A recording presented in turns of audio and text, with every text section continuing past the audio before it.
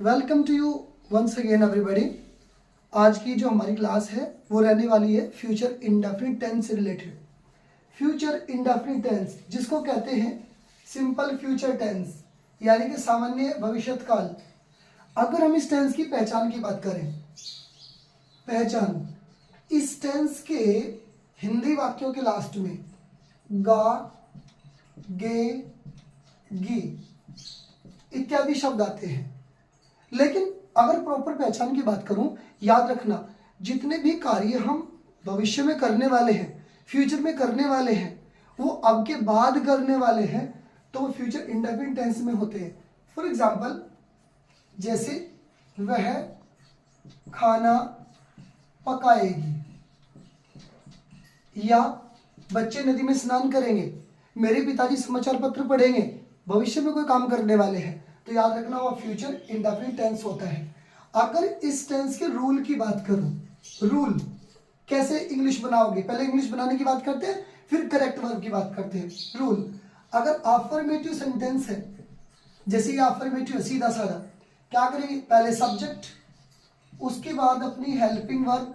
और बच्चों helping verb दो ही याद रखना, या तो विल और या शैल।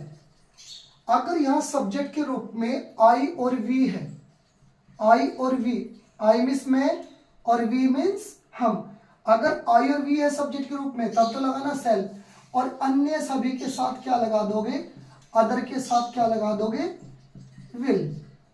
पहले सब्जेक्ट विल सेल में से एक, उसके बाद जो हमारी मेन वर्ब यानी कि एक्शन जो भी है उसके केवल फर्स्ट फॉर्म, जैसे इसमें पकाएगा, और उसके बाद ऑब्जेक्ट। कैसे, वह खाना पकाएगी, वह शी।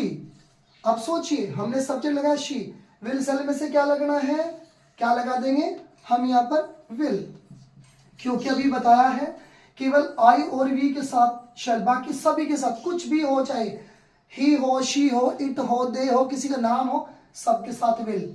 उसके बाद मेन वर्ब क्या, पकाना, कुक, और the food, she will cook the food. अब ऐसे ही मैं आपको बता देता हूं, इसमें इस टेंस में करेक्ट वर्ब भरने के लिए देगा। मैंने एक सेंटेंस लिखा आए, यहां पे डैश, और ब्रैकेट में लिखा ओवे, सॉरी मैंने लिखा यहां पर सिंग, और अ सॉन्ग। आगे कोई ना कोई एडवर्ब देगा इस टेंस का, मैं एडवर्ब अभी बताऊंगा। तो सोचिए सिंग की करेक्ट फॉर्म भरनी है, लेकिन फ्यूचर इंडेफिनिट में भरनी है, तो आई के साथ अभी क्या बताया आपको, शैल। एक तो शैल भरिएगा, और इसके साथ शैल की कौन सी फॉर्म, फर्स्ट फॉर्म सिंग, तो I shell Singh a song, correct. यहां पे होता है यू, यू के साथ क्या भर देते, विल, जैसे you will sing a song, done. तो ये हमारे पास क्या हो गया, अफर्मेटिव, वो भी फ्यूचर इंडेफिनिट टेंस में। लेकिन अगर इसका नेगेटिव होता तो क्या करते, एक बार इसका स्क्रीनशॉट ले सकते हैं अगर आप चाहें तो, मैं एक तरफ हट जाता हूं। अगर इसका नेगेटिव आ गया बच्चों, कुछ भी दिक्कत नहीं करनी है, केवल यहां हेल्पिंग वर्ब के बाद आप नोट लगा देंगे बस, बाकी सेम फार्मूला है, वह खाना नहीं पकाएगी। अगर ऐसा होता तो शी विल और सेल में से एक लगाते, फिर नॉट वर्ब की फर्स्ट फॉर्म और ऑब्जेक्ट, जैसे यहाँ पे शी विल तो नोट लग जाता, फिर यहां पर बस। अगर नहीं वाला सेंटेंस है तो विल के बाद आप नोट लगा दीजिएगा, डन। यही चीज यहां पर आएगी करेक्ट वर्ब में। अगर वो बोलता है करेक्ट वर्ब भरनी है आपको, लेकिन उसने बोल दिया यहां पे कि नोट सिंग, अगर नोट के साथ वर्ब भरवाता है तो कोई दिक्कत नहीं है, विल सेल का यूज करिए, पहले आई के साथ शैल, फिर नोट लगाइएगा, और इसके साथ कौन सी फॉर्म, फर्स्ट फॉर्म, केवल सिंग, तो I shall not sing a song, done. अब अगर बात करता हूं उसकी इंटेरोगेटिव की, अगर बच्चों इंटेरोगेटिव सेंटेंस दे दे आपके पास बनाने के लिए, तो सेम फार्मूला रखिएगा, कोई टेंशन लेने की जरूरत नहीं है। अगर इंटेरोगेटिव सेंटेंस दे दिया आपसे, तो आप क्या करेंगे, शुरू में लगाओ अपनी हेल्पिंग वर्ब, वही या तो विल या शैल में से एक, अभी मैंने आपको बताया है। उसके बाद अपना सब्जेक्ट, फिर वर्ब की फर्स्ट फॉर्म, फिर ऑब्जेक्ट, और बाद में क्वेश्चन मार्क। चलिएगा अभी अगर कोई भी सेंटेंस आता है शुरू में डैश करके, या क्या वाला वाक्य आता है बनाने के लिए, क्या में घर जाएंगे। अगर ऐसा आता है तो क्या शुरू में है, क्या की इंग्लिश नहीं लगानी, बल्कि शुरू में विल सेल में से एक लगाइएगा। सब्जेक्ट है वे, तो वे के साथ क्या लगेगा, विल, तो आप लगाइएगा शुरू में विल, फिर वे की दे, फिर मेन वर्ब, हमारे पास मेन वर्ब क्या है, जाना, तो go to home, question mark, क्या की इंग्लिश नहीं लगी है बल्कि हेल्पिंग वर्ब को शुरू में लगाया। वे सब्जेक्ट है दे, फिर लगा दी हमने अपनी मेन वर्ब, मेन वर्ब क्या है, जाना, तो गो और टू होम। डन।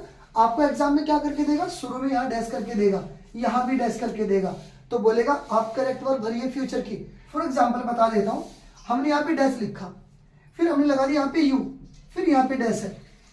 अब आपको यहाँ पे वर्ब दे दिया, उसने दिया है आपको कट, और फिर the trees, cut the trees. सुनिए, आपने देखा बाद में क्वेश्चन मार्क है, यहां शुरू में डैश है। आप क्या करेंगे, इस सब्जेक्ट को देखिएगा, सब्जेक्ट के हिसाब से यहां पर क्या लगा दोगे, विल या सेल, यू के साथ तो विल लगना है, तो विल को आप शुरू में रखिएगा, विल, और यहां पर क्या लगा दोगे, विल के साथ कौन सी form, first form, cut. Done. तो ये हमारे पास आएगा इंटरोगेटिव। लेकिन अगर इसमें एडवर्ब की बात करूं तो एडवर्ब कौन कौन से यूज करने हैं, देखिए मैं बता देता हूं आपको कौन कौन से एडवर्ब यूज करेंगे आप। एडवर्ब्स, इनको देख करके भी आप बता सकते हैं इस टेंस में कौन कौन से एडवर्ब यूज हो रहे हैं। फॉर एग्जांपल जैसे टुमारो, TOMORROW, टुमारो, कोमा, दे सकता है the next day, the next day, या दे सकता है द नेक्स्ट टाइम, या दे सकता है नेक्स्ट मंथ, या वीक, या फिर ईयर, या फिर मोमेंट।